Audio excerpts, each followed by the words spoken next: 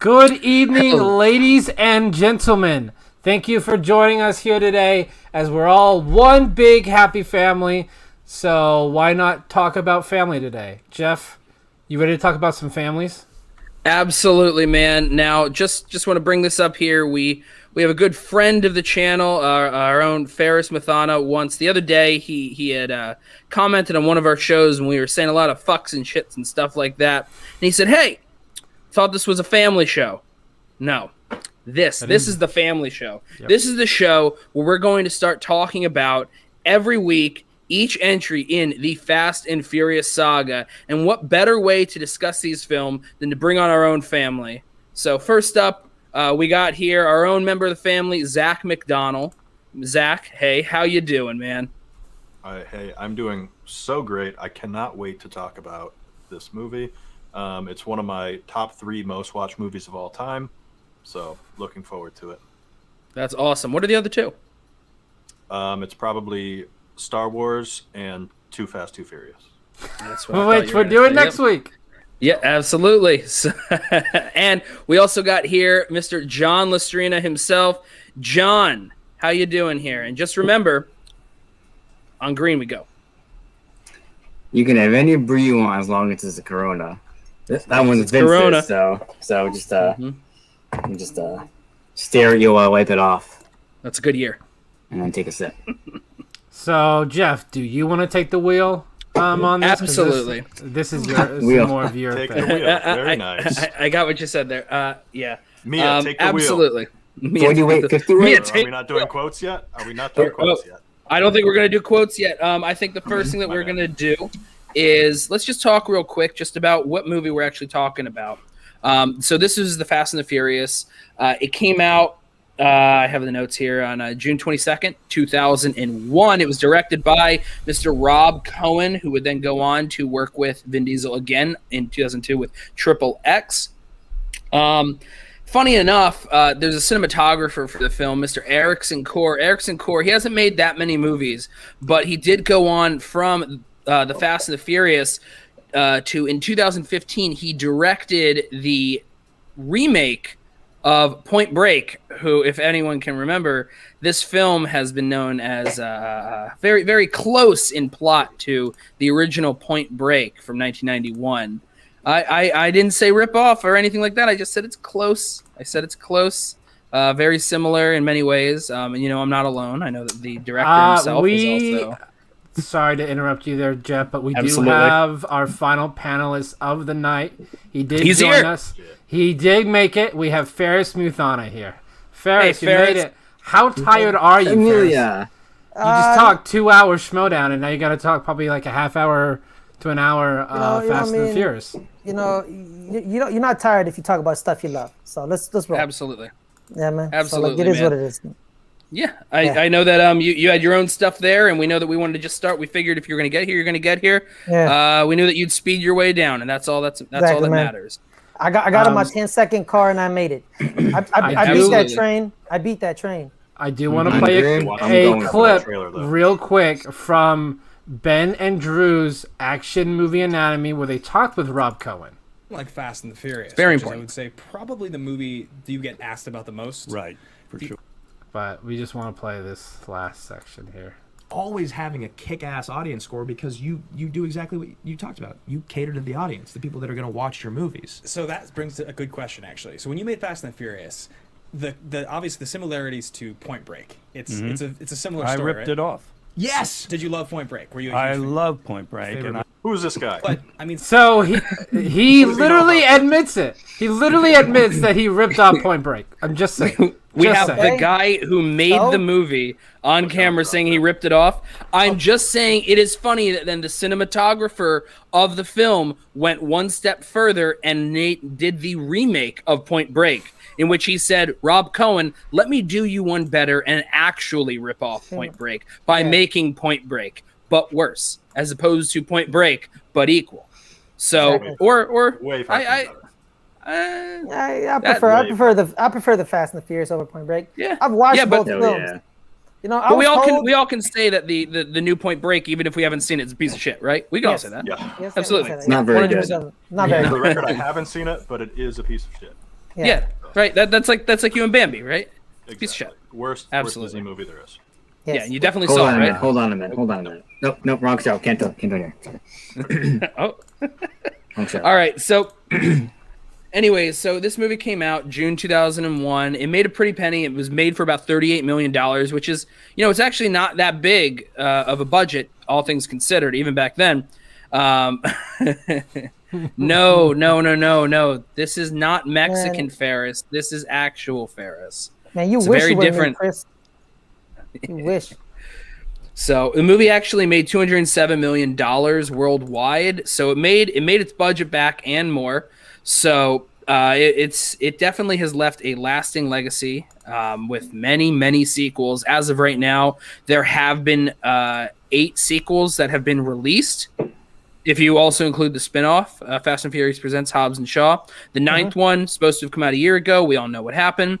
It is sort of kind of funny that we announced this show, and about 20 minutes later, Universal said, "Actually, we're going to delay F9." You I was like, God damn it! We already announced it. It's fine, but God damn it! I was so pissed because I really want to see that one. Like, I love these movies. Like, yeah.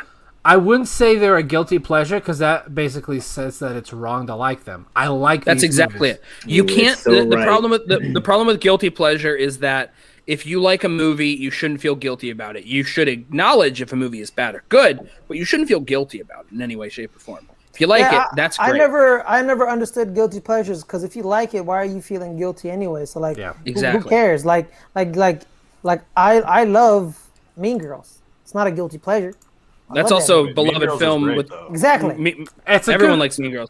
Yeah, I'm saying but you're like when you like a guilty pleasure that people call a guilty pleasure is like Cats.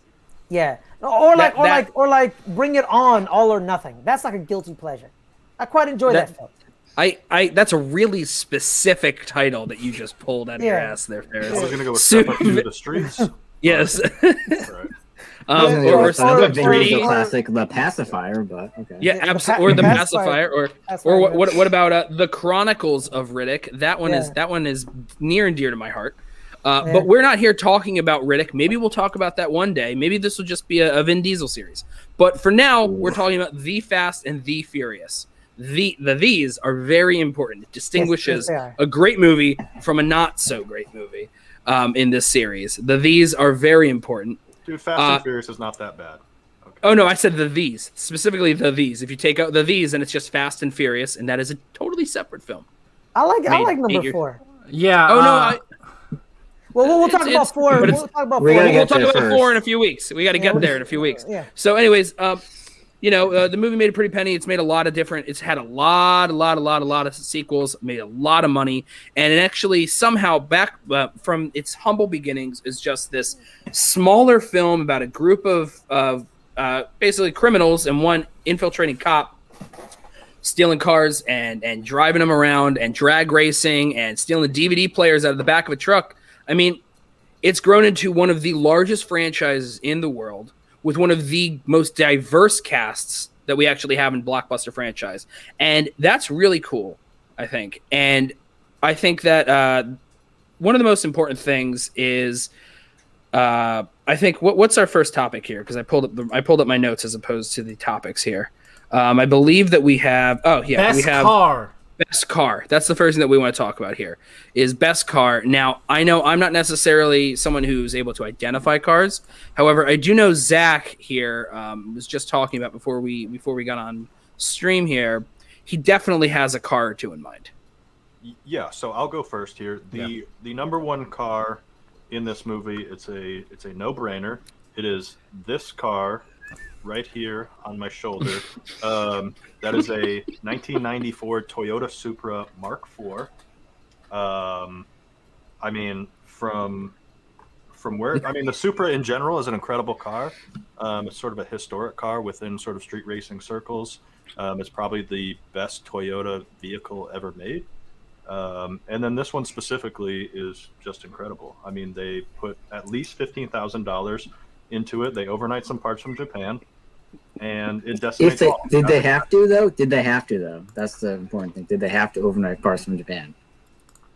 If they had to, they could have. They wasn't specified if they did. True. If they have to, I think they did. Based on what we saw, I'm guessing they did. All right. It's this one, right? Yes, that one. It is. Okay. And then I do have a number 2 car, which is Leon's 1995 Nissan Skyline GTR R33, which I really like it. That's the yellow car. One of the reasons I like it, it's a nice little teaser for what's to come, because we'll talk about this in Too Fast, Too Furious when we go over that. But maybe the best car in the entire series is in Too Fast, Too Furious, and Leon Skyline is a nice little teaser for that. So, big fan of the Skyline, really big fan of the Supra. I think they're the 2 best cars in this movie. John, what do you think? What do you think is the best car? What's your favorite car? Okay, I think the epitome car that defines the Fast and the Furious and one Dominic Toretto, American Muscle. Yeah, baby. Got the Dodge Charger RT right here. The one behind Zach right there, but also in this miniature form right here.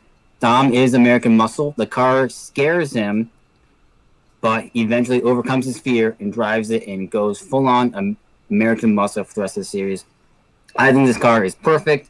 It just epitomizes who Dominic Toretto is, influences Letty and her love in the future films for American Muscle. I just think it's just pure American-made, pure Dominic Toretto. It just doesn't really work well when you drive it. It's so much torque off the starting line, it twisted the chassis. All right, so it just happens to have not necessarily done well when going head to head against an 18-wheeler. It does bring up the family aspect of the car that he built with his father, his late father. So very, very family-oriented machine, which Zach and I theorized that Mia was the one who parked it in the garage, and that's because Dom had never driven it before. But yeah, absolutely. Ferris, I know you love these films too. Do you have a favorite car from this film? Well, yeah. Well, they already chose the top 2. To be honest, it's the Supra. Like that car is iconic with the no top, and it's just you're just driving down whatever it's that road. Pacific Coast Highway. Pacific Coast Highway, like it's beautiful. Then he challenges the Ferrari, beats it, and then American Muscle. Like in Tokyo Drift, where he says, "I never knew Han liked American Muscle." Then Dom was like, "He did when he was with me," and it's just iconic to the story. So I'm gonna go with a different car. I'm gonna go with the Honda 2000 for Johnny Tran's Honda 2000. So it's a great car. It's a great build. I love it. It unfortunately, that car is the reason that we lose someone later on, because he overestimated its power underneath the hood. So Johnny Tran's Honda 2000 is also pretty nice as well. Yeah, I mean, you probably had at least $100,000 under that the hood too. of that car. It's true. It's true. Now, also, Ferris, I noticed you mentioned something about a Ferrari. Yeah, the Ferrari F35 Spider.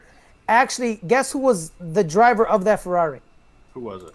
It was Neil Moritz, the producer. The producer, Neil Moritz. Yeah, the producer of those films. That's him driving the Ferrari. Hey, that makes sense. Ferris, what's the retail on one of those?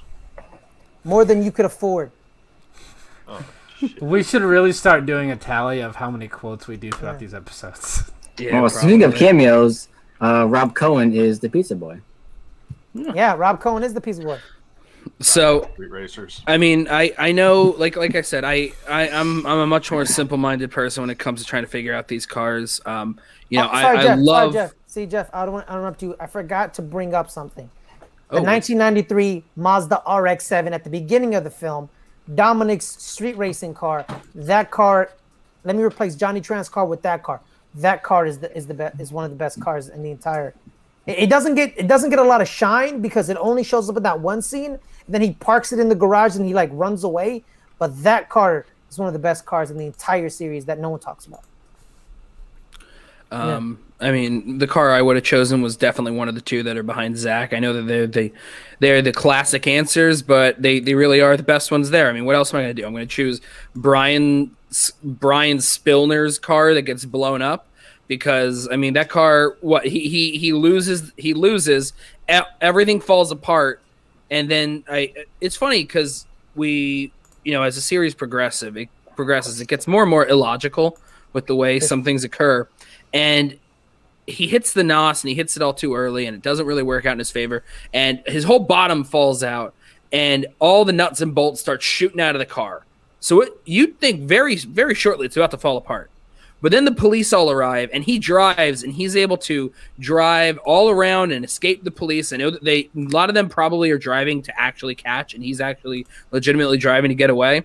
But that car doesn't look after that race like it should have survived the amount of stunts that it had to do immediately after. Like that distracted the hell out of me. I mean, then it got blown up. But it's definitely the American Muscle car. I think is my favorite one to look at. The favorite one to drive or to see drive is definitely the red car though. Is Brian's 10-second car. That's definitely it. Very important there, but. More important than the car is actually family, because the car is only something that a family member can use. Hold on, is Buck going to give his favorite car? No, because they've all been taken at this point. Yeah. At this point, Buck, I knew Buck was like. Nobody likes Jesse's Jetta, I guess. Okay. No one likes. Not even Jesse likes Jesse's Jetta. Interesting story. Very first car that I ever drove myself was a '97. Blue/purple Volkswagen Jetta. Like at night it looked blue, but under the sun it turned to like a violet. So that was the very first car, a Jetta. Yeah. So when it comes to family, it comes to these people that are able to contribute and they're able to help out a whole lot when it comes in trying to get them away from the cops in order to kind of accomplish all of these jobs that they're trying to pull, setting up all these cars for success. And, we have Brian and, Brian doesn't really start out as a member of the family. By the end, I don't even think he's necessarily a part of the family yet. Then of course you got Dom, you got Mia and everyone else there, but I'm going to go for someone that I think isn't necessarily someone that most people pull. And I'd say Jesse. More than anything, I really just want to point out that Han got a lot of support after he died. This Justice for Han, what's going to happen? Mm-hmm. But what the fuck happened to Jesse afterwards? He had an anxiety attack. He shows up screaming in anguish. He gets shot down. And then they're like, all right, peace. He's gone. They're not even going to check on him, and he's never brought up again. This guy gets shot down at the lowest point of his life. They're not going to even share a second thought. I think that he helped them in so many different ways build all their stuff to get to where it had to be in order for them to accomplish their goals. And then what's the thanks he gets? He gets shot down, and then they forget about him. And then Dom gets to go away and go to Mexico. We don't get to see anyone mourning for him. We don't get anything. So it's sort of a colored. My opinion on who is the MVP is a bit colored by the fact that I feel like Jesse was robbed. He had the Han Solo and Force Awakens treatment where he dies and then things just had to keep going. But I would love to see someone at one point just kind of say like how great Jesse was. Jeff, by the way, he doesn't go to Mexico. He goes to Panama and the Dominican Republic. Well, in the post-credit scene, because in 2001, apparently you could have a post-credit scene. What? It said Baja, Mexico. There was a post-credit scene? Yeah. Yep. I didn't know this. Yeah, he's in a Chevy Chevelle. Baja, Mexico. What? Yeah, he's driving. Wow. And the thing is, that what also blows my mind with that is that, or not blows my mind, obviously, I just find it funny, is he leaves in that 10-second car, and then the credits roll, and then it's him in a red car in Baja, Mexico. But it is another Dodge Charger, I believe. He switched cars. He no longer has Chevy Chevelle. Chevy Chevelle. Yeah. He's in another car. He abandoned the 10-second car that was owed to him. Yeah, see? This is the post-credit scene. Boom. Yeah. What? Boom. I gotta watch this movie again. It's literally, yeah, of course. It's literally. Ferris, how did you not watch it this week? How have you, Ferris? Because I don't need to watch these movies to know about these movies. Apparently you do. Apparently you do. Yeah, I do. That's all right. Hey, now you know, and knowing's half the battle. So, Exactly. I mean, you know, Ferris, we'll start with you. Who do you think? Who do you feel is the MVP of the family this time around? Vince. Vince is the MVP. Because Vince He's is a like cop. He's a He's cop. a cop. He's a goddamn cop. I knew it. And guess what he was? He was a cop. No one listened to Vince. Just like in number 5 where Vince is like, you never listened to me. When I told you he was a cop, you didn't believe me. Just like Vince, he told him he was a cop. Vince actually took brunt of the pain because the truck driver tried to shoot Vince's head off with a shotgun, and then Vince get caught with the carbon fiber rope, and he's having his arm being ripped out of his socket. Vince goes through a lot of traumatic stuff in this film, and we need to give Vince his just due. Forget justice for Han or justice for Jesse, justice for Vince, because Vince knew. He knew, and no one believed him. You know, they just threw him to the dirt.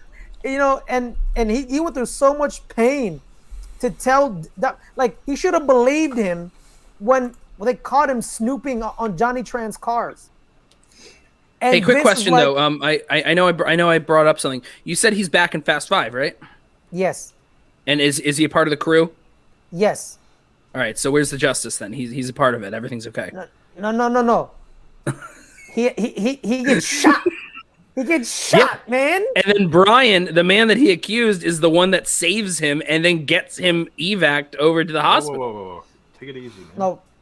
Hey, yeah, but, Step on my toes but here, this wouldn't have happened when if people believed people believed him. He told them Brian was a cop, but no one went to believe Vince. Everyone thought Vince was a dumb jock who's an idiot, who just stupid. You know, like, what the hell is Vince gonna know? He's not the brains of this operation. He's just another tool.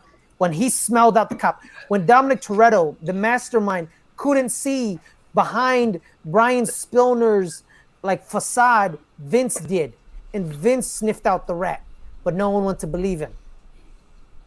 That's all I gotta say. Interesting points there. By the way, I see we got 11 people watching and 18 likes, so if we could just kind of equal that out, that would be great. If you're watching and you haven't liked, please like the video. If you haven't liked it twice, please like it. Also, we do have a Streamlabs, streamlabs.com/schmoemethemoney. If you have your picks for so far our 2 picks of best car and who is the MVP, would love to hear everyone's thoughts on who they think these choices are. Absolutely. Okay. Can I go next on MVP? Yeah, you know what? You seem very excited. You've been trying to go. I have to respond to this idea that Vince is the MVP. That's absurd. Yeah. Vince is an idiot. Hold on. It's absurd. Who's the single best judge of character in these movies? It's got to be Mia, right? And what does Mia do? Mia fucking dunks on him because he's a maniac, and nobody should trust him. He got lucky that he was right about Brian being a cop. Okay, he is an idiot. He's the one who gets shot because he's the one crazy enough to be jumping onto the semi truck. Okay, the rest of them don't want that heat. All right, so maybe you're like, oh, he's brave, he's whatever, but no, he's just a maniac. No. Okay? Mia dunked on him hard. When Mia goes, Jeff, you're right about that. You're right about that. But let me point out this. You're right, exactly. But let me tell you something. Dominic Toretto told him to jump on the semi truck. He's the one, because no one said anything at the beginning of the movie with their innovative like harpoons and gadgets and carbon fibers. Everything was fine. But when he did it the second time, because of he finds out he has the shotgun when he hops on the truck. So everything's going as planned, just like the first scene. But then when the shotgun comes into play, no one knows he has a shotgun until they see the shotgun. So you can't blame Vince for following Dominic Toretto's instructions. How's that Vince's fault? And guess what? You can't call him. What do you mean you can't trust him? He's trusted him since he was in 2nd grade. What are you talking about? 3rd grade. That's the point. So now we're not supposed to trust Vince after we've pulled off multiple successful heists with him? Oh, but now he's untrustworthy. Now we shouldn't believe Vince. If Mia dunks on him, that's all I need to know. I just want to say one of my favorite dunks. One of my favorite dunks from Mia on Vince was when she's flirting with Brian. And she's like, "Hey, Vince, what was the name of that restaurant that you wanted to take me to? Where it had all this and had that, and he's like, oh, what was it called? It's like Cha. Yeah, Brian, you could take me there. Friday, 10:00. No, he's not. Hey, I'm not saying he's boyfriend material. That's not what I'm saying. Oh, I wasn't saying that at all. I just saying I support Zach mentioning that Mia dunks on Vince. Yes, hard. A lot, and it's awesome. But also, he's homie material, and the homie looked out for the family, and they were like, "That's a rat. He a cop. He's a goddamn cop, guys," and no one believed him. Especially Dominic Toretto, the all-seeing, all-being eye who knows everything. He got blinded by Brian being a cop. Okay, all right. Listen, though. At the end of the day, though, the real MVP, who was Brian O'Connor, a.k.a. Brian Earl Spillner, not a serial killer. Not a serial. That sounds like a serial killer. He is the real MVP. All right? No, man. Even though I know, like, this is a bit of a stretch of a pick because at this point he's maybe not really part of the family yet, even though he's ingratiated himself with them fairly well up to this point. But think about this: say Vince is right, and Dom believes him, and they're like, "Oh, he is a cop." Then what? Then what happens? Then Brian's not there to save him, and he actually just gets killed on that semi-truck. No, he doesn't get killed because Brian cares enough about him, even though he's a fucking maniac, to go save him, to protect them, because he knows that they are in danger when they are going after these trucks, right? So, like, his job is to figure out who did it, basically arrest Toretto. I mean, that's what he's trying to do. But he sees, the value of these people and who they really are, and he changes his mind and he wants to protect them. Zach, you're speaking in hypotheticals. What if they find out he's a cop and they don't do the job? Huh? They're saying, "Oh, we got a cop infiltrating us, so let's lay low and not do anything for a couple of months." All right? Then they lay low. Vince already thought he was a cop, and before they go do that last job, they're all like, "Hey, something's not right here. I don't feel right about this." And they're all like, "No, this is the big one. We do this one." It's that's Dominic Toretto's heist movie type shit where they're like, "This is the big one," and then we can take a break for a while. But anyways, they could have done that break earlier if they found out they had a cop in their midst. See, they're saying, "Oh, the cops are on our tails. Okay, but gotta hang low." Brian saves Toretto right off the jump. He keeps him out of jail after that first night of street racing. Okay, he saves Vince off of the truck, and then he saves Dom too. He gets vengeance for Jesse's death. I know that's not justice per se. But He at least, shoots Johnny Tran. He shoots Johnny Tran. And then which is screwed up. We don't talk about that. Brian O'Connor kills Johnny Tran. Yeah, he just literally murders him. He just murders him. That was shooting down the street. They did just kill Jesse and attempt to kill every. I don't think it's murder when it's a police officer who witnessed a gangster murder someone in cold blood and then he went after him. And then he had to chase after him. He could have I think that he killed him because it was an armed person. He was either going to take him in dead or alive. I think that the killing was justified in this case. Yes, I agree. Okay, either way. So he saves Vince. He gets vengeance for revenge, for Jesse's death, and then he also gives Dom his car and lets him get away yet again. All right, so Brian is the MVP. Family. I disagree. Anyway, hey, Buck. Before we go on to John, I just want to know: do you happen to have any opinion on who you believe may be the MVP? Do you have an idea? Do you want to contribute? You can say the same name as someone else. At this point, this is all personal opinions. You won't be attacked by Ferris. I promise. In this movie, I'm gonna say Letty. I feel like she's the glue that holds the whole family together in this movie. Interesting choice. I thought that Letty was just a body in this movie. I thought that she was she was more of just like a product of early 2000s when this is a dude movie made by dudes for dudes. She's just a female presence that just sort of like I'm glad that they fleshed her out more over time, but in justifiable homicide, that she was fleshed out further down the line. I'm just saying that's my pick. All right, I'm not. I gotcha. I'm not explaining my pick. In this film, when I think of Letty in this film, I think of that one shot where she's with Dom and they're making out, and then they literally have the camera panned down, and then he grabs her by the leather-clad butt and picks her up, and I'm like, a guy made this movie. A guy definitely made this movie. That's also happening in their garage where other people work. I'm not sure if anyone else. It's not a very sanitary shift at that point. You know, Buck, I think you're onto something, because there's this scene at the beginning, of the film, when they enter the house when they're partying, and she tells him, "Come upstairs and give me a massage." And he's like, "I don't want to." She's like, "Come upstairs and give me a massage." And he follows her instructions. Buck, you're onto something. She's the real Dom. Relationship. By the way, during that party scene, when that one guy is making out with that girl, and then Dom just points at him and says, "Hey, go upstairs. You can't detail a car with the cover on." I thought that was the funniest shit. That was Jesse. Oh, that was Jesse making out? Oh my god, I can't remember his face. Yep. Oh, good job, Jesse. All right, John. All right. Going to this, I would say Mia, because she's the one that puts up with the entire family, tries to keep them together, dealing with all their bullshit. But I'm doing an audible, and I'm going with the true MVP of this film is Leon. Don't say it. I knew you were gonna say it. My God. Who blocks off the street? Who keeps an eye on the police radio to make sure that no pizza boy tries to run through, disrupt everything? All right, it's Leon. Who also helps Jesse say grace by invoking Heavenly Spirit to help him.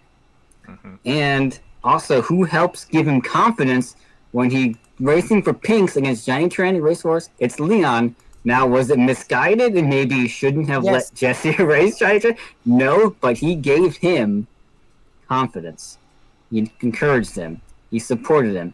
And also, who goes back to save Letty?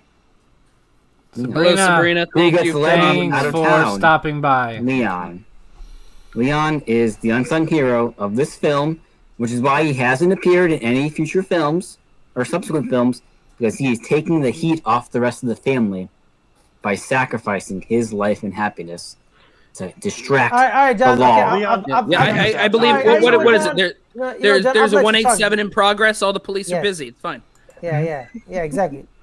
Like, no one give a shit about Leon. Okay, let's be real. Dude. No one cares. No one cares. I listened respectfully during Leon's great. Vince, I mean, by the way, Vince, why don't you wait till Fast 5 and see what Vince does to screw over the family, Ferris? Your MVP. You know who else is great? You know who else was great? Dude. Hector. You know why? Because he held on to the cash and he didn't drive away. Why? Exactly. Because he's too slow to get away, and he knew it. He's got a last name, but he can't pronounce it. He's trustworthy. Yeah, he does have a last name. My name's Hector. I got a last name. By the way, during that scene, during that drag race scene, there's another moment where when I watch it, I'm like, this is definitely a movie made by guys in the early 2000s thinking about this is what we think our demographic definitely wants. And it's that scene where I believe his name Edwin. Yes. He gets in the car and she comes up and just goes, "Win or lose, I'm all yours. But if you win, so she."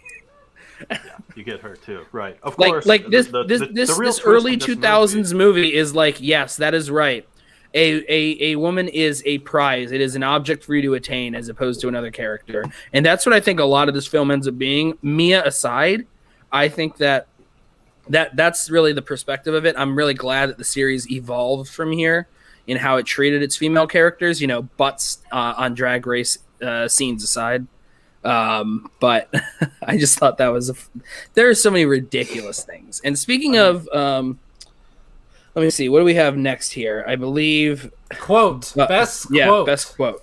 There's some ridiculous. I will start this off real quick before you guys go on a tangent, because Zach could be quoting for fucking days here. Yeah. So mine here is, I live my life at a quarter mile at a time. Nothing else matters. Not the mortgage, not the store, not my team, and all their bullshit. For me, that's the best quote of the movie. When he's talking to Brian in the garage. Mm-hmm. Oh, really? Because I think the best quote in the film is "I'll take the tuna, no crust." Not really. It's bad. So, for the food, Goodbye, Ferris. Oh, see you, Ferris. It was nice seeing you. I think that another great line is one that is very important, and that is you can have any brew that you want as long as it's a Corona. Very important. And the thing is, it's where the series it's also very important because it's where the series establishes its very important product placement for the beer for families, Corona. All right. Also, I know it's not a quote so much. I just want to point this out that the big race competition that they go to, just to show that not only was this a movie made by guys for guys, it was made by white guys for white guys because it's because you know that no one thought, yeah, let's call it Race Wars, and no one else was like, that's not a great idea. Bad name. Just honestly, bad name in retrospect. Yeah, horrible name. Honestly, horrible a bad name. Horrible name. Horrible in retrospect. name. Honestly, my favorite quote is it's the one at the beginning of the movie. Ask any racer, any real racer. It doesn't matter how much you win by. Winning is winning. Is winning. Yeah. Dude, I almost had you. You almost had me. And me. You never had your car. You never had your car. Okay, hold on. That monologue is great. That monologue, when he gave that monologue, I thought I had a smile on my face during that because I'm like, this is great. This is and I it also gave me a chance to really admire Vin Diesel in 2001's neck versus how he grew into the thumb that he is now, because you could fully see his neck from them. Man. Granny shifting, not double clutching like you should. You're lucky that the 100 shot of Nas didn't blow your winds out your intake. Almost had now me and the mad scientist. Now me and the mad scientist have to go replace the piston rings that you fried. Okay. Exactly. All right. My favorite quote in this entire movie is also the shortest quote in the entire movie, and I'll set the stage here. You embarrass me. It is no, but that is on my list. Okay. You embarrass me. You embarrass me. Okay, it is delivered by one Ted Gassner, okay, in Johnny Tran's garage. Hell fucking yes, dude. We have just seen a Honda S2000 with no engine in it. It's sitting there with no engine, and Johnny Tran brings Ted in, and he shows Ted the car, and he says, Ted, do you see anything wrong here? And Ted turns and looks at him square in the eyes, and he says, no. We got no engines! That is the best line in the entire movie. Ted Gassner is a fucking boss, okay? He sees we ain't got no engines, engines. We ain't got no engines. If there's anything wrong, he says no. No. It's incredible because that is obviously something very wrong, and that is his responsibility. He's the one supposed to be taking care of it. It's just a real power play.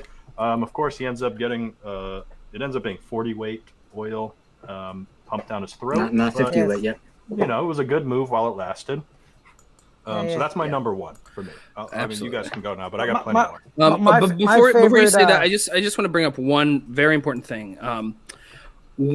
Buck's choice. I live my life a quarter mile at a time, which, by the way, is definitely the most iconic, I believe, of all the different quotes. So during the movie, my wife and I were having one of, you can have like your own sort of important, like you're talking to married, talking about marriage, family, future, etc. And in the middle of this very serious conversation, Dom starts that monologue and he says, I live my life a quarter mile at a time. She's talking and I immediately interrupt whatever we were talking about. I said, he said the thing. And I pointed at the TV and that immediately derailed this very, very serious conversation. He did the thing. I did that. And I broke up a very serious conversation that I thought that was a very important conversation. And that shows just how great that line is, that like once they say it, you're like, oh yes, he fucking said it. Anyways, Ferris. It's like it was during that the tuna scene where Vince is like pissed off and he's fed up, and then Watch Your Back is being played, and it's just Watch Your Back is just being repeated over and over and over and over and again, and then all you hear says Vince is like, bullshit asshole, no one likes the tuna here. And then Brian's like, yeah, well, I do. So like, then a fight breaks out. And then my favorite thing is Dom, like Mia's like, Dom, can you go like fix this? And then he's like, what you put in the tuna? What you put in the tuna? And then all you hear is watch your back, watch your back. Watch your back. It's like so 2000. Oh my god! Everything about this movie was so early 2000s. The soundtrack, the outfits, all of it, the color palette, the way that they shoot LA. It is just. You want to know how this movie is so 2000s? Ja rules in the film. Ja rules in the film. Monica. It was that Ja. Yeah, the scene you referenced. That was Ja Rule, right? Because I recognized him, but I just didn't look up to him. I was gonna say, and a real twist in this movie is, she tells him, win or lose, that he gets her, but in the end, he does not. He loses. He doesn't get her. He rejects him. Yeah. He says, did not see that coming. Hey. He's like, yo, Monica, come over here. It's like, come over here. You didn't win, loser. And then she's like, what a liar!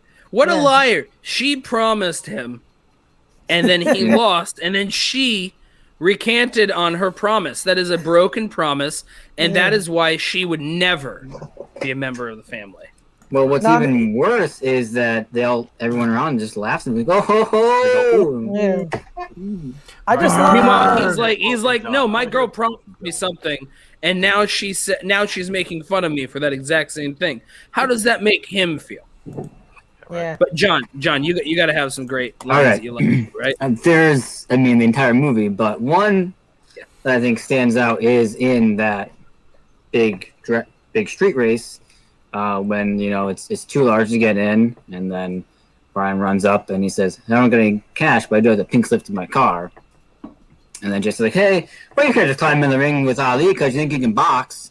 And Brian's like, "He knows I can box." Point at Vince. So check it out. It's like this: if I lose, winner takes my car clean and clear. But if I win, I take the cash and the respect. And everyone's like, "Respect?" He's like, "Sometimes it's more important." To some people, that's more important. Which I believe is Brian's whole mission throughout the entire franchise, which we'll see is him trying to earn the respect of Dominic Toretto.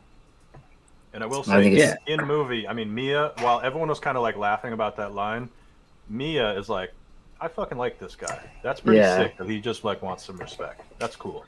Yeah, he's definitely the Rodney Dangerfield of the family there. But I do think that what I find so funny about that line is it sounds like such an early 2000s LA like dude comment to say, all right, so check it out. It's like this.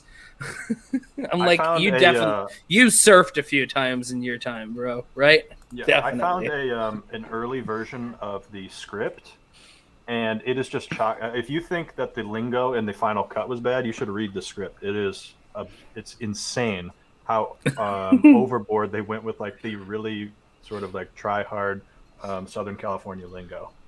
But I do have some more quotes. I think. Yeah, why don't you go through a couple more and then we want to get to the last stuff. Is amazing. So speaking of amazing, when he's looking at Brian's Mitsubishi Eclipse and he just says, "It's an amazing machine," in that very monotone, very creepy voice. Lance has real dead eyes. He's always just sort of like staring forward into the distance with no emotion. He's probably the real serial killer in this movie, if I had to guess. Not Brian Earl Spillner? Not Brian Earl Spillner. The same scene with Ted Gassner where he gets the oil pumped into his mouth. Johnny Tran asks him, 40 weight, 50 weight. Lance, again, with his dead eyes and blank stare, just says, 40 weight sounds nice. Every line delivery is amazing. I think we've already mentioned the Vince line where he just yells, "He's a cop." Have we talked about that yet? Yeah, we've talked about all that. I mean, we've talked about Vince, but that one time when he just yells, "He's a cop." Also, I just want to point out one person that we haven't mentioned is what's his name here in the film. We got Sergeant Tanner, played by Buffalo Bill himself, Ted Levine. It was nice to see him kind of pop up. He's only in a few, but he's like the exasperated police chief or whoever who's like above the guy who's always kind of like going against the rules, kind of to get things done. Yeah, because it goes like from like cop, like authoritarians. We go from Ted Levine to the guy who plays Billikens to Cheatham, whatever his name is, the guy who gets his nose broken like 4 million times. That dude. And then in number 5, it's The Rock. Then number 6, it's The Rock still. And then 7, Kurt Russell shows up. And then it was Mr. Nobody. It's Mr. Nobody. Then 8 is also Kurt Russell and Scott Eastwood. But Scott Eastwood is Scott Eastwood. It's funny. I'm waiting for the series to actually end before I can, because I like to own films on physical media, and I'm waiting for the whole series to kind of be on Blu-ray, and it might never come at this point. The way this goes now, they have spin-offs, so because I wanted to get them all. I wanted to get them all in order to kind of own them, but they keep. Aren't they doing like 2 more after Fast 9, or is it 1 more? Well, here's the thing. They said that what was it? Furious 7 was going to be the beginning of a trilogy, and then Furious 8, and then with Fate of the Furious, they're like, this is the start of a trilogy, and now they're saying Furious or F9, the Fast Saga, is the start of a trilogy. By the way, we'll talk about this another time, I think, but just a quick thought. The titling they've done for this series is just ridiculous. It makes about as much sense as the physics in these movies. It's borderline. It's borderline. 4, I can't even keep. I just call them Fast or Furious, and then a number behind them after. Yeah, basically. Moving on to our penultimate topic. Do we have any more quotes? Because I had a couple more. If I only have quotes, but I don't think we need to keep. I got one more. DVD players are purchased legally. Oh yeah, incredible! You embarrass me. Hold on, why did Johnny Tran have so many legally exactly? What is he doing with them? What is he doing with them? That was another very curious. Like all the DVD players were legally purchased. Wait, really? Why? that was a thought that crossed my mind. Wait, okay, all right, so that gets him off the hook. But also, why does he have so many fucking DVD players? And why are they all Panasonic if he decided to legally purchase them like that? Like ASG. Fast 10. Fasten your seatbelts. My favorite thing is literally when like Brian walks up to the restaurant, he's like, tuna on white, no crust, right? I don't know. How is it? Every day for the last 3 weeks, you've been coming in here, you've been asking me how the tuna is. Now, it was crappy yesterday, it was crappy today before, and guess what? It hasn't changed. Brian, I'll have the tuna. Mia, no crust? No crust. No crust. Yeah, you read that off. You read that. Read that line just I did. I can see that you weren't able to recite that like John and Zach probably could. They have it. They have it too. They're lying. They don't remember any of these. Okay, hold on. Actually, Zach, one last one because it's the best. That's a very serious accusation, Ferris. It is. Shut up. When Dom at the beginning of the first street race, when Dom is like talking to some female characters, and then Letty walks up and she I brought the one up already. I know, and I was mad because I wanted to bring it up during my favorite quotes, and she goes, "I smell skanks." And it's incredible. The delivery is so perfect, so beautiful. And they walk away. They walk away, and Dom was like, Dom's like, "Yo, I was just talking to him." I was just talking to him. Yeah. What's Anyways, so we got best stunt here. Now as we know, with the film this early in the series, the stunts themselves aren't nearly as intricate or crazy as they were before. So I went with a pretty there aren't that many that you can actually go off of. So I went with the whole thing. Yeah, at this point, like I went with what's his name, Vince, hanging off of the truck, because the work that had to go into there. And remember, this is 20 years ago, without the amount of like technological advances that we've had. He has to hang on, and he's flying around the front and side of that 18-wheeler, and they have to keep trying to figure out how to help him and jump on or try and reach out. And it's very stressful. The tension gets pretty high during this, and it's simple compared to especially a lot of the stuff they did later. But I think that it's effective for the scenes that it was in. Yeah, it definitely was. I just want to move on to mine real quick. This one, the one where they just barely get past the train, so they think they're all good to go. Dom's not paying attention. All of a sudden, a truck pulls out, and his car basically does a couple flips. Maybe he's not paying attention because his best friend just died, or his friend just died, and he didn't feel like going back to check on him. Yeah, Justice for Jesse. I mean, he was in a weird space. Headspace. Yeah. John. Do you have a favorite stunt? Like I said, I think we all get is very tame at this point, but I think it's in the same with when Vince is hanging off and Brian's going to rescue him and has Mia take the wheel, drive up next to it, and then, I mean, they're going at hover speeds. I mean, that truck is going at any speed. The truck driver, he's got a shotgun, and then Brian jumps to go out of the car on the side of the truck to unhook Vince. And I think for Brian, he's got no protection. He's just going for it. I think that says a lot about Brian, and I think that's my favorite sort of stunt of the film. Ferris?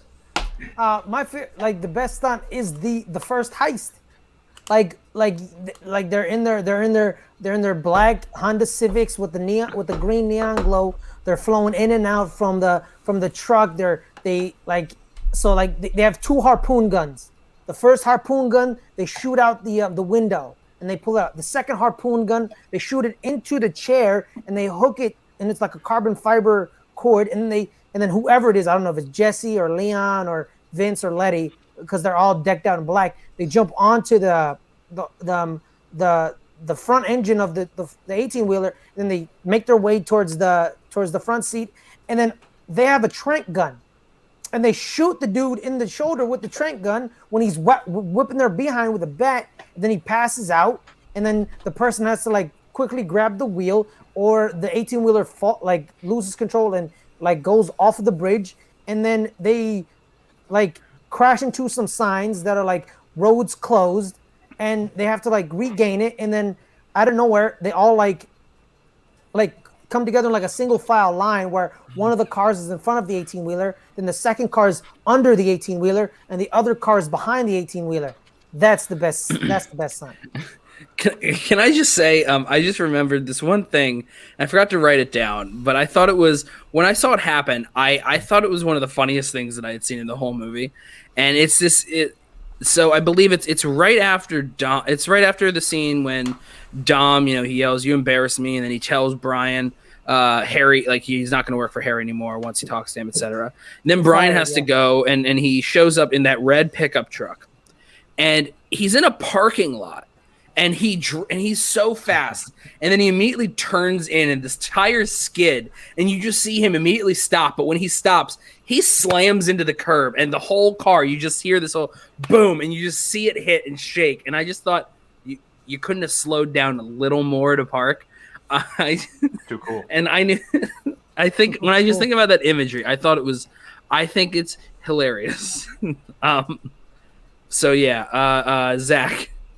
Okay, so Ferris kind of mentioned one of the stunts, but I think the most iconic stunt from this movie, especially back in 2001, it's probably not very exciting anymore. It actually happens twice in the movie, in both of the heists, when they drive the car underneath the semi. So that was especially in 2001, that was very iconic for people in the street racing or just tune-up car world. The one time it happens, they go under it, like Ferris was talking about, to form that straight line. Later on in the movie, at the last scene, or the last heist, Letty does it when she's trying to distract the driver, and she just cuts straight underneath it.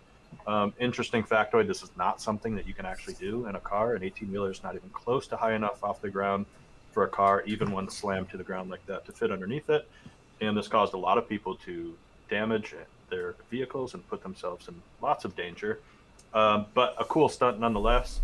But I think my favorite stunt is in that final heist scene, right after Brian has successfully rescued Vince, and he is just hanging on the top of the Supra, and the Supra goes off of the road and skids sideways, and Brian just has to hang on to kind of the window openings almost, or something like that.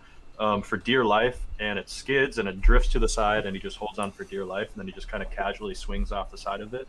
And I think that is my favorite stunt in the whole movie. One, because it looks cool, but two, because it's totally absurd, assuming they were driving like 60 miles per hour at least, to just swing to a stop like that and hold on. But that's probably my favorite stunt. All right, cool. We did get a StreamLabs, by the way, from the lovely John Lestrina. Wow. The Fast and the Furious is a great franchise. You should be going to MIT or something. Oh, wow. That's a great quote as well. Yeah. Yeah. Jesse should have been going to MIT if he wasn't so unceremoniously gunned down in the streets of LA. He had that ADHD thing. Yeah. ADD. Yes. Yeah, that's the shit. That's right, but it doesn't matter. We know that he could have gone. He could have gotten there. He could have gotten there if he wasn't shot down. He could have. Honestly, he could have. He probably could have. I mean, he showed like a picture of a car and he kind of like rotated it around a little bit. I don't know if that gets you into MIT. That was very impressive for 2001. Okay. I mean, I'm sure it was. But very impressive. No, it looked like I think he was probably a mechanical genius. Now the last topic here. It's very important. Now this is something that I think we kind of have. Is this a superhero franchise yet? Now this is obviously the very first entry in the series. It's pretty tame. The stunts, the storylines, the events that occur.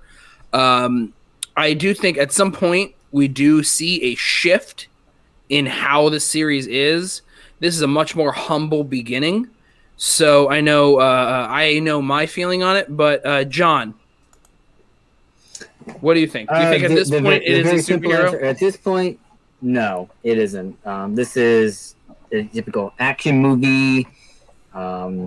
It's not yet, not at this point. Obviously, we're gonna wait a few movies to get there. When we get there, we'll talk about it. There's, I think, some disagreements on the road of when it does become a superhero franchise. I think there are clear signs in a few movies on the road, but at this point, no, it isn't. It's a great action movie, doing some cool stuff, but they're not yet. Kaluki with the hot take. It never ever. Don't think. Of course, it's never been portrayed as such. But when you take the actual events of what happens in the series after a certain point, the best way to describe it is that it had evolved into it. Now, meanwhile, ASG, I would disagree with you. Lucas Black is in fact a superhero if your name is Dan Merle. But Ferris, you, he's a super villain if your name is Ben Bateman. Exactly. But either way, or if you're Ben Bateman, you should have just studied one of the highest grossing franchises. Then you would have known the answer. Yeah. Absolutely. It was. Yeah. How is this any different? Like Ethan Hunt. Do people think Mission Impossible is a superhero franchise? I think Tom Cruise is a superhero. So yeah, Ethan Hunt. I think that it depends on if you think Ethan Hunt is a superhero. I don't think he is a superhero, but I also don't think that Ethan Hunt does crazy stunts, but it's just him. This is something that's way outside just normal spy missions. This is something that's become, the thing is, as crazy as stuff occurs in Mission Impossible, a lot of it still feels like it happens within the realm of reality to a certain extent. I don't think driving cars the way that they do, and I don't know, maybe flying across a highway against a tank and then catching someone landing on top of a car with not a scratch or bruise on you, shows that they are less than superhero. We'll get there. We're gonna get there. But no Ferris, future spoilers. No future spoilers. Ferris. I didn't say which movie. Ferris. Though. Not yet. It's the origin story. This is the movie that they're inches away from being dumped into a toxic waste, like radioactive material, to get their superpowers. Almost. He's got a little dab of it, so they're not fully activated yet.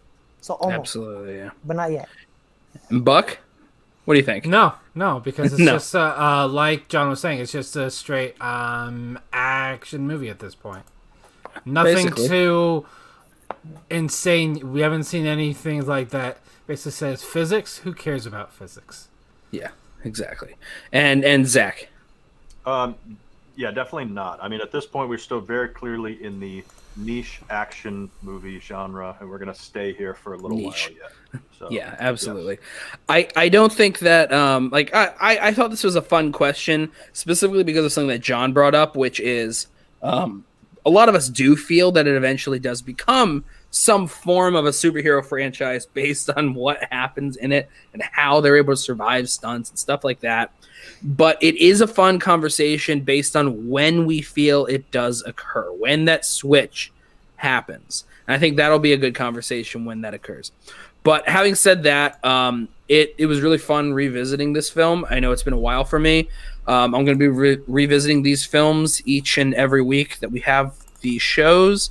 The plan is we're going to have one every Friday night about this time, and we're going to discuss as long as hopefully we'll all be available each time, and we're going to discuss each of these films. Hopefully, about this in depth. We don't want it to go too long because now for some of us, half of us, we're on the East Coast, so it's already 1 a.m. for some of us, and we don't really want it to go too much later than that. But hopefully you've enjoyed it. As I said, we have 10 people watching. We have 21 likes. So if any of you haven't liked it, please make sure to like it. If you've liked it but you're not watching, please make sure to watch. That definitely made sense. And but most importantly, when this is over, please make sure to subscribe if you haven't subscribed. It really helps us in order to grow the channel. We definitely want you to leave a comment on the video when it's done. Just, what did you like about this? What did you dislike? Give your own opinions on the film itself. And hopefully you like this and you'll come back next week when we do Too Fast, Too Furious. It definitely helps with the algorithm. Yeah. And we are. Oh my God, we already got the second one ready. Dope. Oh my That's gosh. great. Roll right into it. I got Let's another. go, baby. Let's go, baby. Let's go, baby. Yeah. No. We're gonna have to hold off. Some of us have to do our research and rewatch. Some people, like you two, Zach and John, watch it or at least dream of it once or twice a week. Ferris, I don't know if you watch it quite as much as they do. But I watch it. I watch it enough. You watch it enough? Enough to beat John in a trivia match. Ooh. Okay, all right. You know what? There was no losers in that match. We won because we had to talk about Fast and the Furious. And you're right, John. on that note, I don't think anyone here is a loser either. I think that we all are great winners. We all went on green, and I think that we all made it past. We all crossed over. None of us got hit by that train. And we all avoided that 18-wheeler. We all made it safe, and now we're all going to be down in Baja, Mexico, waiting until we got to see what happens with Brian next week in Miami. So until then, Ferris. No? We have another StreamLabs. Really? From Austin Cadell, a.k.a. Callsign Caddyshack. Oh, wow. Can you have Zach lift his arms up and then drop them down like a race girl starting a race? Hot. There you go. Now that was a great way to race to. Oh, sorry, Jeff. My apologies. No, what were you gonna say, Ferris? What were you gonna say? I was about to do the Hector thing. Oh yeah, this one doesn't have that one. Yo! This one has Hector from the side. Yeah. It doesn't have the In the charms. next one, we get the holding up the handkerchief and then. Yeah. And then We're gonna get there. We're gonna get there. We're gonna get there. We're gonna get there. John's right. So until then, Ferris, where can people find you? You guys can find me every Friday at the Let's Get Ready to Talk Schmoe podcast. We mostly do 6 o'clock, but due to the pay-per-views, we're pushing it back to 7, I think, or 8, 7 or 8. That's pretty much it on the Let's Get Ready net, pretty much. And now here every Friday now. Yeah, every Friday at 9 Pacific, midnight Eastern, and hopefully when we have like the 2 matches on a Friday night sort of thing, if Let's Get Ready extends, you're still able to pop in when you can in case it has to go later. But John, where can people find you? No Crust. You can find me at 1327, hanging out with the Torettos. You break their heart, I'll break your neck. All right, perfect. Zach. You can find me absolutely nowhere other than right here Friday nights at midnight Eastern time. Awesome. And of course, Zach is also very helpful and instrumental in our other show, Schmoe Me the Money, which is the namesake of the channel.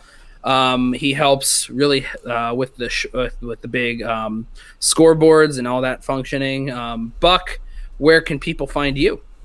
You can find me on Twitter at BrandonBuck88. You can also find me here several times a week now, just hosting streams. We do have our main show here airing next Tuesday.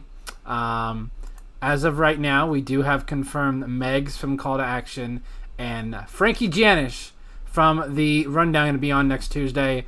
Our third guest is to be determined at this point. We're not sure if he can make it or not. Stats. Yeah, it's I was so happy when Frank said yes, because I'm like, I know that Megs will come on. It was more she'd be great, and he'd be great. So, and we're really excited if the third person is still able to show up. So we'll see. You can find me, as you can see here, on the username at GEOFF1106. That's Jeff1106 on Twitter. You can also find me here on this channel with all the stuff we do. Tomorrow at 9 Pacific, noon Eastern, we're going to be going over the WandaVision finale. We're going to be talking, what did we expect to happen? What did happen? Did we like it? Did we not? And all things in between. So other than that, I think that's it. Does anyone want to have a nice quote that we can end the show on? What's a good goodbye quote? Yeah, you're right. And until next week, just remember, guys, we owe you a 10-second car.